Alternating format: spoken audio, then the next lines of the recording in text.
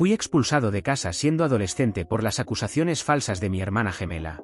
Años después, mis padres ven mi éxito y exigen mi dinero y mi perdón.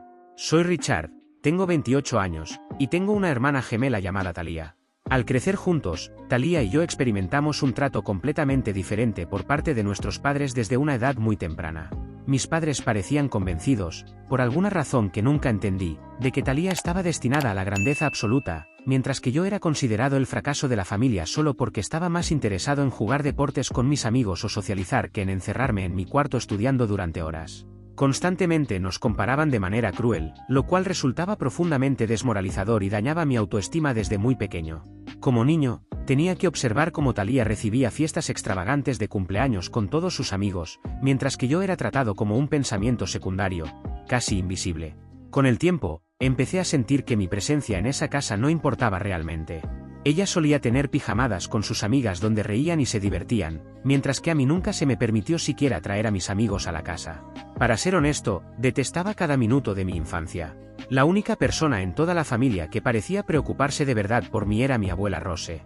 Cuando nos visitaba con frecuencia, siempre me traía mis chocolates favoritos escondidos en su bolso, y en ocasiones, me deslizaba discretamente unos billetes para que pudiera comprarme algo que realmente quisiera más tarde. A medida que pasaban los años difíciles, este favoritismo flagrante hacia Talia se transformó poco a poco en abuso emocional directo hacia mí.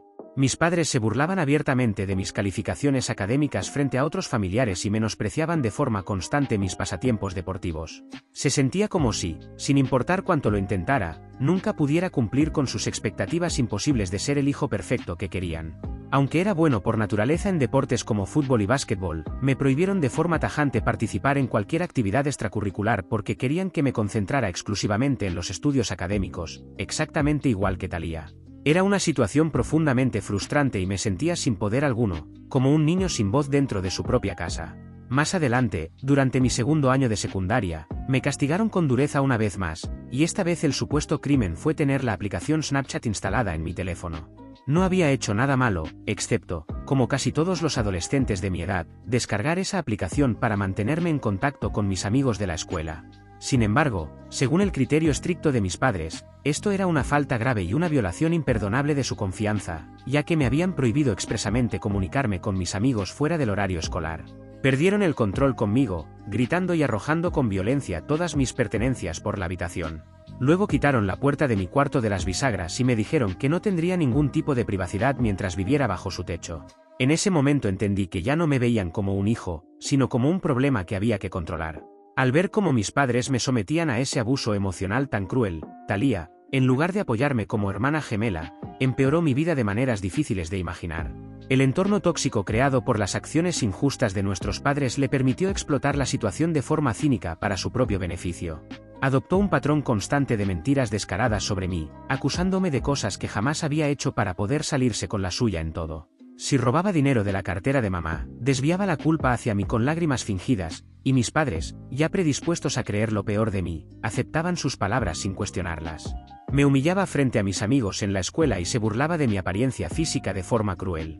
A pesar de todo ese maltrato continuo, tenía un círculo amplio de buenos amigos en la escuela porque era accesible por naturaleza y abierto a crear vínculos reales con la gente. Talia, en cambio, tenía muchas dificultades en situaciones sociales y empezó a resentir que yo pudiera hablar con facilidad con los demás, mientras que ella, al ser una persona introvertida, se sentía muy incómoda en grupos. Esa envidia enfermiza alcanzó un punto crítico durante nuestra fiesta de cumpleaños número 14, cuando ninguno de sus supuestos amigos apareció para celebrarla. No sé con exactitud por qué sus amigas le hicieron algo tan cruel, pero en contraste, mis amigos me llevaron a comer helado al centro comercial y tuve un día realmente maravilloso. Aquello enfureció a Talia de una manera que yo no podía comprender en ese momento. Para vengarse de mi felicidad, Talia comenzó a difundir rumores falsos sobre mí en la escuela, donde me retrataba como un matón violento y peligroso. Decía a todos que supuestamente yo la golpeaba en casa con frecuencia porque nuestros padres la querían más y yo sentía celos enfermizos. Además, empezó a describirme como alguien inestable, asegurando que cuando estábamos a solas la miraba de forma perturbadora, con una expresión enfermiza que la hacía sentirse intimidada, como si hubiera algo profundamente mal en mí. Sin que yo lo supiera, llevó las cosas a un nivel aún más inquietante al fabricar evidencia convincente. Se golpeaba a propósito, provocándose lesiones reales como ojos morados, hombros magullados y marcas visibles en los brazos. Al día siguiente, entraba a la escuela con total seguridad y mostraba esas heridas autoinfligidas como supuesta prueba de mi violencia, acompañándolas con historias detalladas y ensayadas sobre cómo yo la atacaba en casa. Cuando nuestros padres le preguntaban por las lesiones visibles, mentía diciendo que se debían a actividades supuestamente inocentes, como jugar voleibol con sus amigas o tropezar en las escaleras.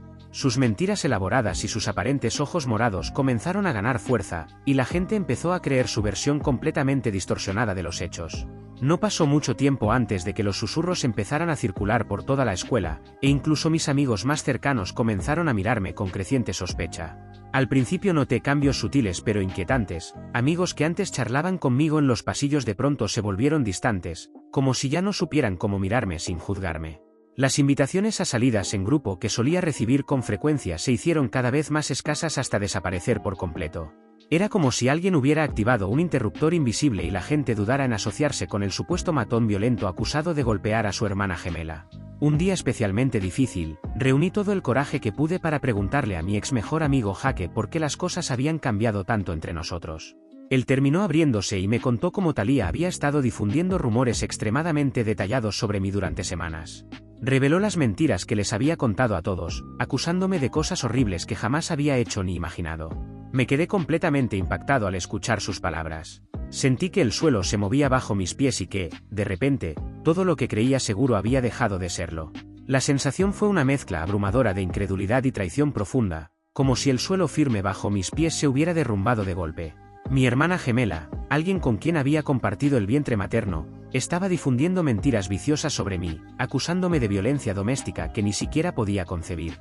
Era una traición que me atravesó por dentro, dejándome con un nudo constante en el estómago y el corazón cargado de dolor. Confronté a Talía al día siguiente después de la escuela en el estacionamiento, pero ella decidió ignorarme por completo, como si yo no existiera. Le supliqué que dejara de mentir sobre mí y que dijera la verdad, pero me respondió con una sonrisa fría y calculadora, diciéndome con veneno en la voz que merecía pudrirme solo. Me quedé sin palabras, porque sus mentiras deliberadas y su comportamiento perturbador comenzaban a asustarme de verdad. Quería hablar con mis padres sobre todo esto, pero tenía un miedo paralizante de que, como siempre, le creyeran a ella sin dudar. El aislamiento social dolía profundamente, sobre todo porque siempre había sido alguien sociable y abierto a hacer amigos. Sentía que las mentiras impulsadas por los celos de mi hermana estaban destruyendo, una por una, las conexiones reales que había construido con el tiempo. Los maestros también comenzaron a enterarse de los rumores inquietantes.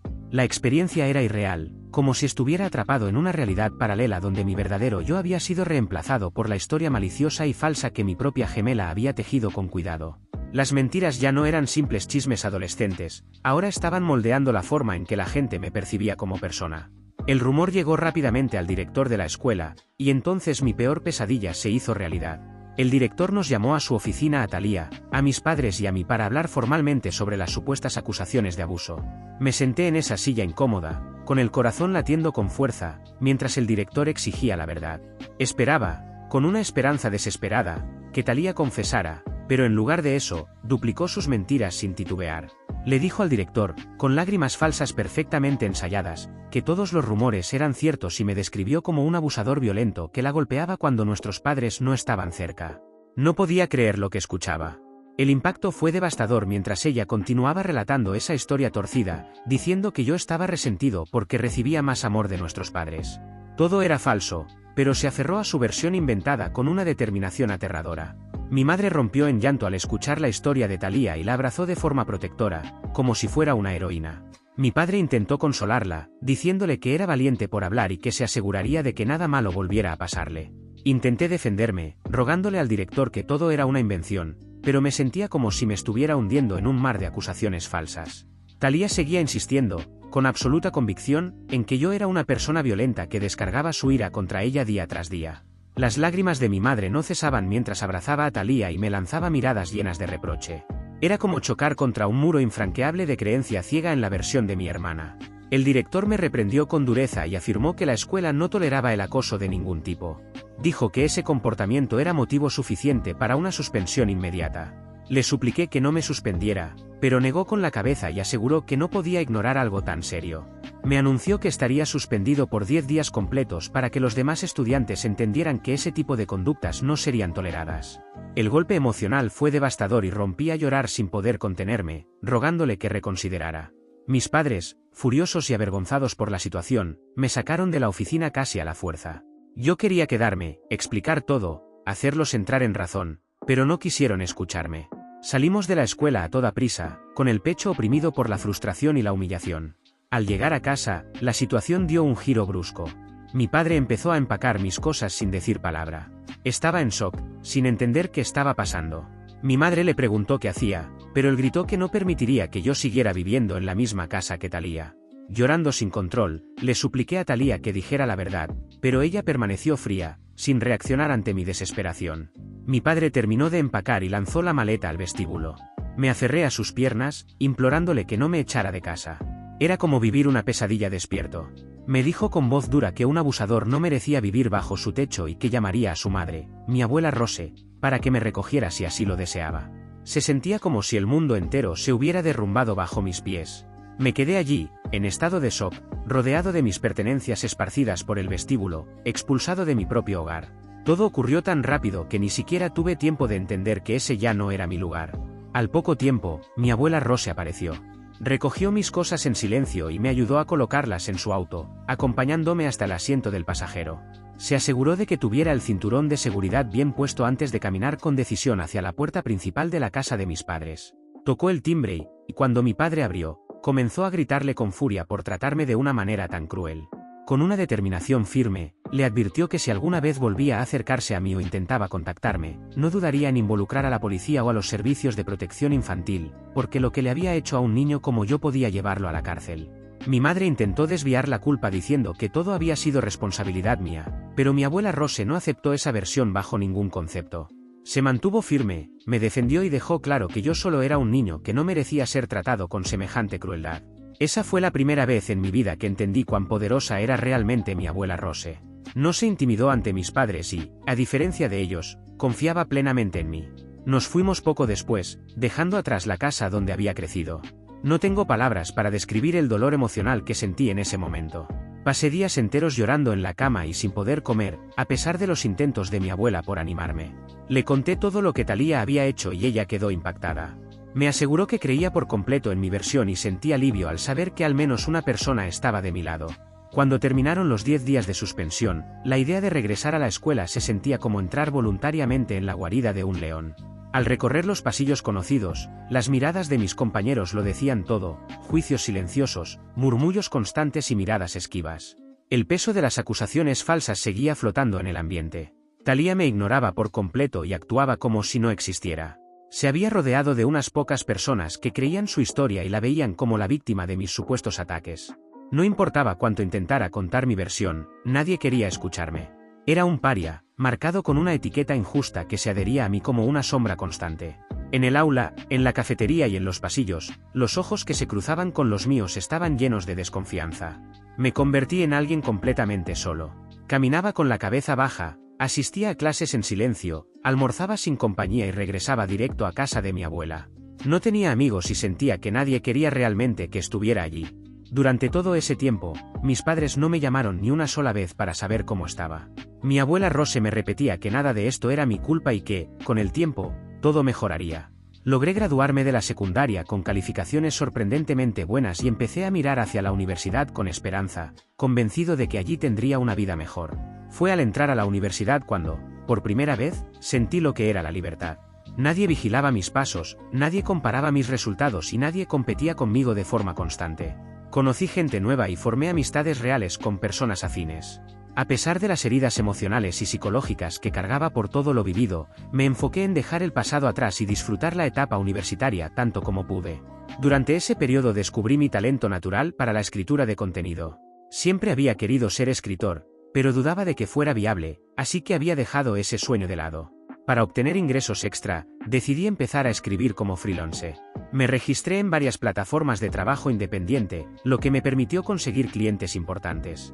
De esa forma comencé a construir, poco a poco, un portafolio sólido. Durante la universidad mantuve ese trabajo secundario y nunca pedí dinero a mis padres. Al graduarme, en lugar de buscar un empleo corporativo tradicional, comprendí que podía dedicarme a la escritura de contenido como actividad principal. Me iba bastante bien gracias a los clientes recurrentes y a las relaciones profesionales que había cultivado con el tiempo, lo que me permitió participar en proyectos relevantes. Tener una carrera estable como freelance no solo me dio independencia financiera, sino que también me permitió viajar por el mundo como nómada digital. Viajar me ayudó a sanar muchas heridas de mi pasado, aunque no fue un proceso sencillo. Ahorré todo lo que pude y aposté por mí mismo. Con los años he conocido muchos lugares y todavía me queda mucho por explorar.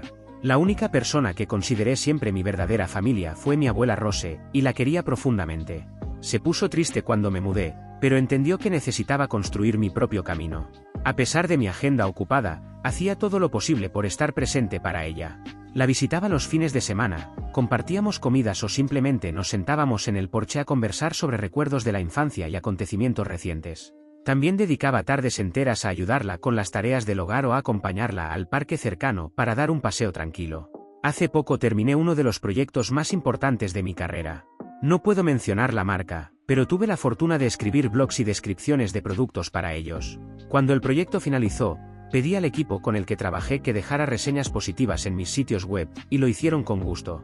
Luego tomé capturas de pantalla de algunas de esas reseñas y las publiqué en mi Instagram, consciente de que colaborar con esa marca era un logro importante.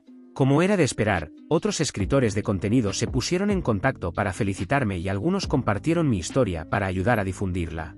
A partir de ahí empecé a recibir mensajes de personas que necesitaban ayuda con sus páginas web.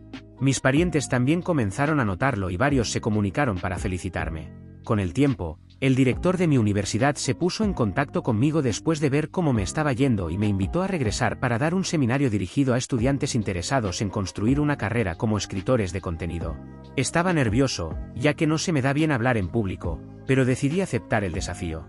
Al estar frente a esos rostros atentos y compartir mis experiencias, sentí que mi vida estaba cerrando un círculo. En mi charla hablé de las dificultades que enfrenté y de cómo trabajé para sostenerme a pesar de los días complicados.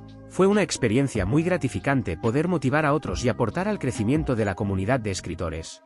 Algunos fragmentos del evento empezaron a circular en grupos de Facebook, donde muchas personas se identificaron con mi historia. Se sentía bien recibir reconocimiento por el esfuerzo realizado. La semana pasada fui invitado a un canal de noticias local. Era un programa dedicado a los beneficios de la escritura de contenido y me pidieron que compartiera mi trayectoria y aprendizajes con la audiencia. Estaba algo nervioso, pero también entusiasmado con la oportunidad. Durante el programa hablé sobre mis experiencias, la importancia de las reseñas de clientes y cómo una simple publicación de agradecimiento podía abrir puertas inesperadas. Poder llegar a una audiencia más amplia e inspirar a más personas en el campo fue una experiencia humilde y emocionante.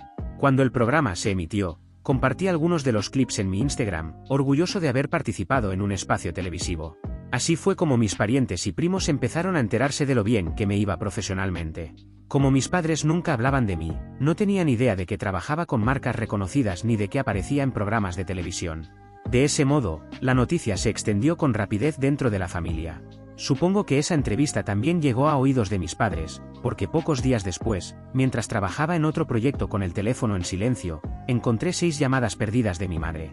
Me sorprendió ver su nombre en la pantalla, ya que había pasado mucho tiempo desde la última vez que me llamó.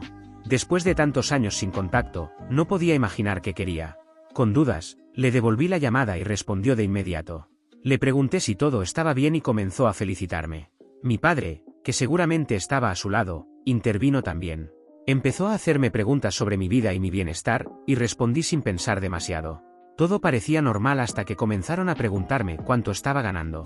Les dije que ese tema no era asunto suyo, pero mi padre respondió que éramos familia y que no debía sentir vergüenza al hablar de mis ingresos.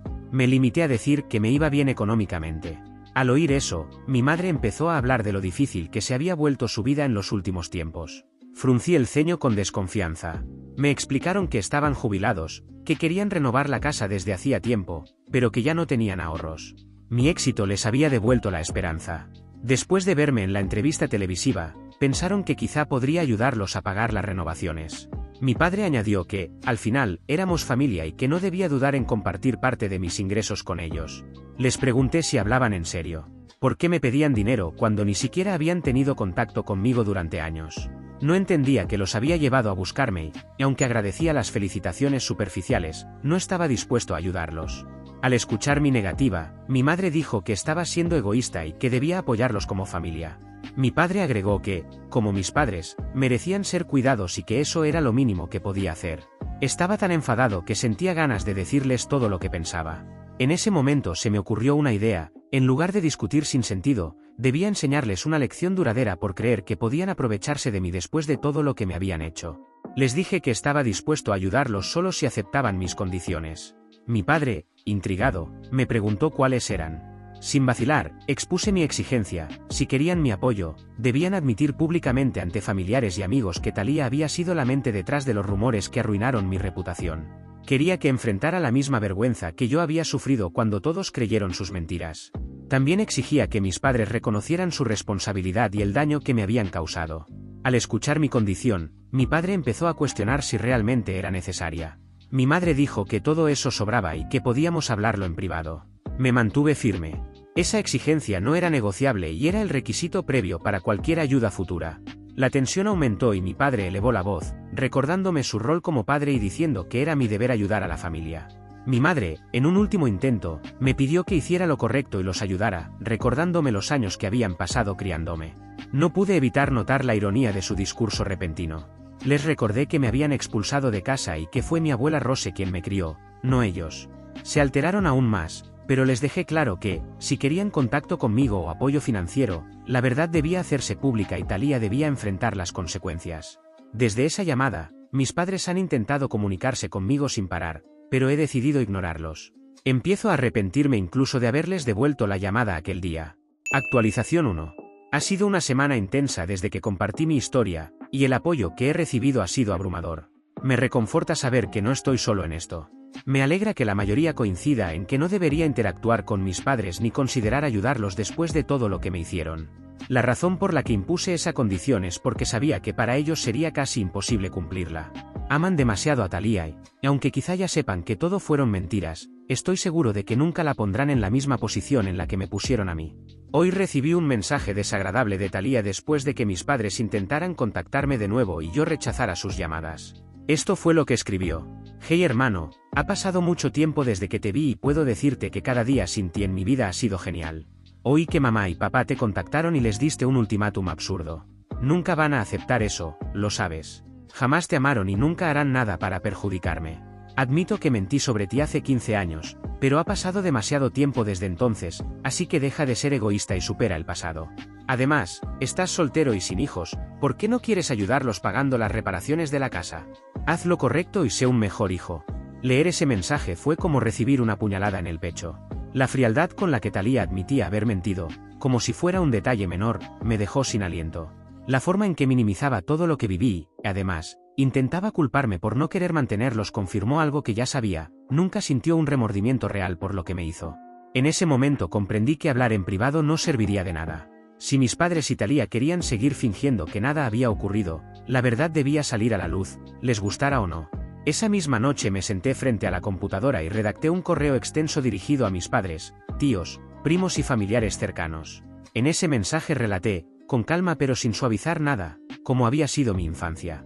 Expliqué el favoritismo hacia Thalía, el abuso emocional, las comparaciones constantes, los castigos extremos y, finalmente, las acusaciones falsas que destruyeron mi reputación y me dejaron sin hogar siendo menor de edad.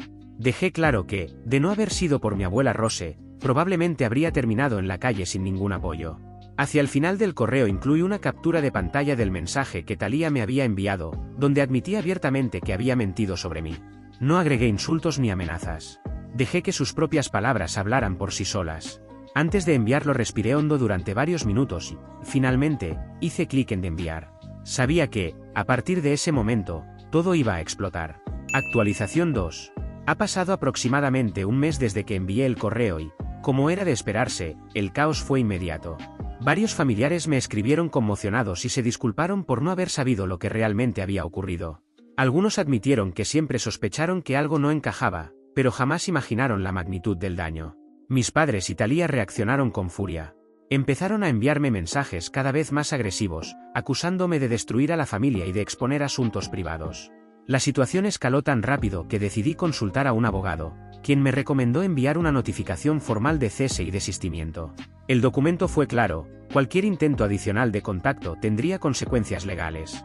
Después de eso, el silencio fue total. Mi abuela Rose estuvo de mi lado en todo momento. Me dijo que había hecho lo correcto y que, por primera vez, la verdad ya no estaba solo en mi cabeza. Eso era todo lo que necesitaba escuchar.